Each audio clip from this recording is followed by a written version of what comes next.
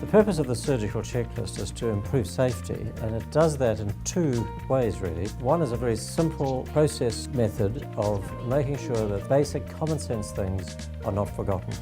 So it is not actually about filling in a form or ticking boxes. It's about going through each of those items, reading them out, and with your brain engaged, checking that they've actually been done. It helps you make sure that you've actually got the right patient, that you're doing the right operation on them, that you've got the right conditions for that operation, and that nothing should go wrong. But the second purpose is to make sure that everyone's teamwork starts to be expressed right at the beginning, and people are able to speak up and to recognise that they're part of a team.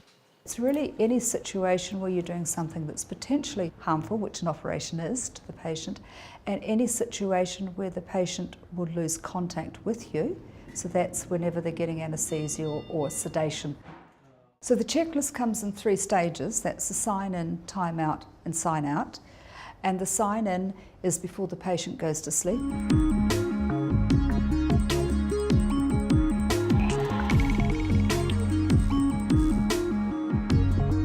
Good morning, Mr. Campbell. My name's Kim. I'm the anaesthetic technician. I'll be helping care for you alongside the anaesthetist today. How are you? Good, thank you. Okay. Can I please check your identity bracelet? Can you please tell me your full name and your date of birth? Robert Lindsay Campbell, 30th of the 10th, 55. Thank you. And the hospital number is correct. Mr. Campbell, what are we doing for you today? What operation? Hernia operation. And what side are we doing? Left-hand side. The left-hand side. Okay, I'm just going to check the consent form here. Today we're doing an open mesh repair left inguinal hernia. And is this your signature? Yes. Thank you. Has the surgeon marked the correct site? Yes. Okay, can I please check? Thank you. Mr. Campbell, do you have any allergies that you're aware of? Latex. Latex allergy? Yep. Okay. We've prepared a latex-free theatre. Thank you, Ellie.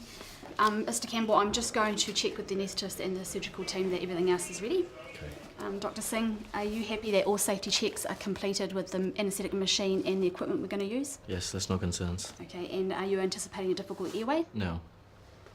Dr. Perry, what is the expected blood loss? Minimal. Dr. Perry, do we require any special equipment today? We're going to use a suture-free mesh. Cool, we have that ready for you in theatre. Great. We're ready to go? We're ready. Okay, Mr. Campbell, we're ready to go. So the checklist is extremely powerful, yet it's a very quick intervention. So one of the things it does is it makes the most of these natural pause points in the flow. So it's not at all disruptive. And if run really well, the whole thing can be done in less than 2 minutes.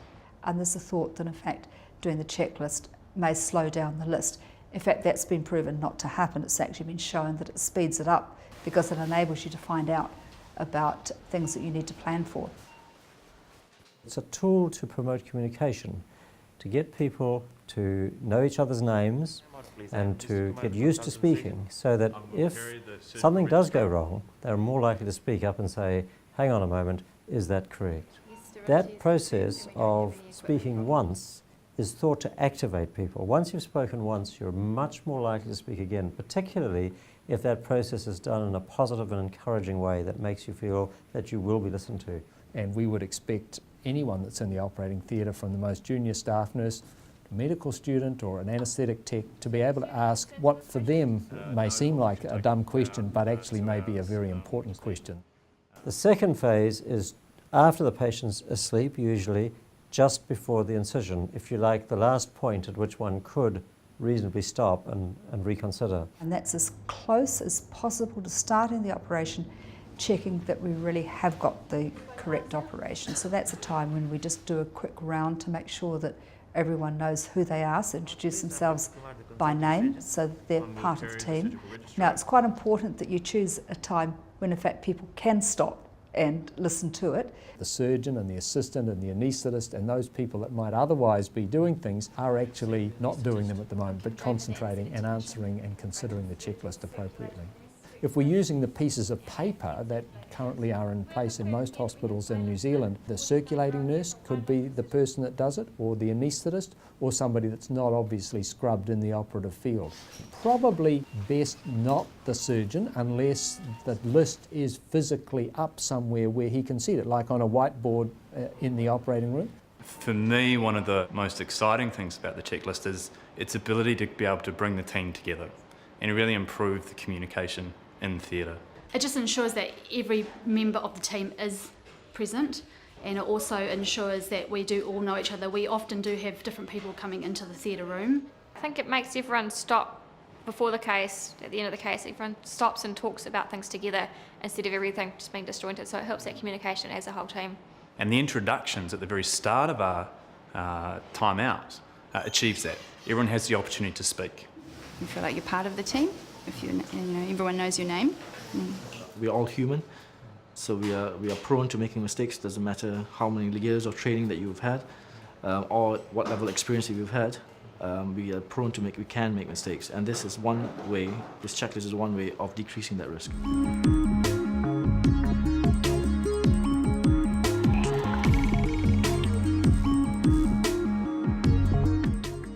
Can we run time out, please? I'm Mr. Kumar, the consultant surgeon. I'm Will Perry, the surgical registrar. I'm Hannah Witham, scrub nurse. I'm Vic Singh, the anaesthetist. I'm Kim Draper, anaesthetic technician. Rachel Sturgis, circulating nurse. And I'm Ali Aikenhead, circulating nurse. Do we all agree here that we have a Mr. Robert Campbell here for an open mesh repair of a left inguinal hernia? Yes. Surgeons, do you have any concerns for this patient? No, we're going to take about 30 minutes and going to use the suture-free mesh. Great. Anything from the anaesthetic team? Mr. Campbell has a latex allergy, but all precautions has been taken. There's no other concerns. Great, thanks. Scrub nurse, can we confirm our sterility? Yes, our sterility is confirmed and we have no equipment problems. Great, thanks. Have we given antibiotics? Cafazolin IV has been given. And is there any thromboprophylaxis required? Mr. Campbell has TED stockings on, but he does not require any other thromboprophylaxis. Thanks. And surgeons, do you require any imaging to be displayed? No, thank you. Great, ready to go. And the third stage is at the very end of the procedure, and that phase is focused on the things that are important to hand on to the staff who will continue looking for the patient after the operation's over. It's before the surgeon leaves the theatre, which they sometimes do before the patient wakes up, when everyone's available and everyone should take part in it and everyone should be able to safely pause to do so. Can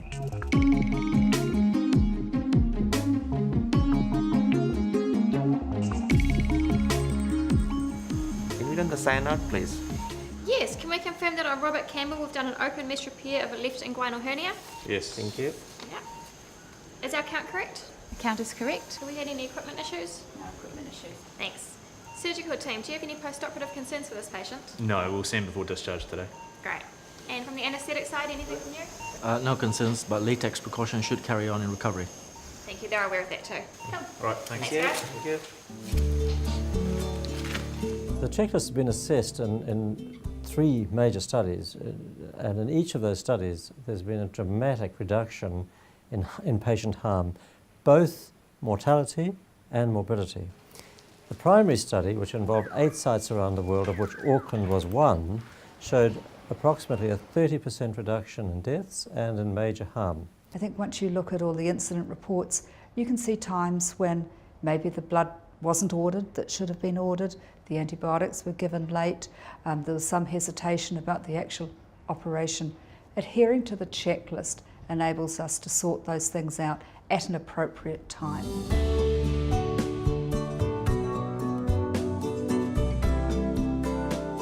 There's a variety of reasons why people resist using the checklist. I think first of all there's the issue of change. But I think if you can show them the benefits of it, people will quickly come around to the idea as well. And if it's done properly, it works very well. And the whole idea of doing no harm to your patient is extremely important. The health service, we've been subjected to a lot of changes and a lot of theories about how we can improve care. And doctors are known for being sceptical at the best of times. And after years of work, somebody arrives and says, here's a good idea, use a checklist. And that's a big difference. And you think, I'm too busy, who dreamed this up anyway? And so a bit of resistance is understandable. But if you look at the process by which it was developed, which was very consultative, and then the subsequent research which established its use, I think we have to get over that and actually understand that this is an important tool and adopt it. And I think the people coming up from the bottom will adopt it much more readily. Gone are the days where you do your own thing and the other person does their own thing. We're all in it together, and the sole purpose is patient care. What I like is working in a team that works well. I like working with a surgeon, with theatre staff, with anaesthesia technicians who all talk with each other, we get on well, we plan what we're going to do, and then the day proceeds as planned so we can give the best care to our patient.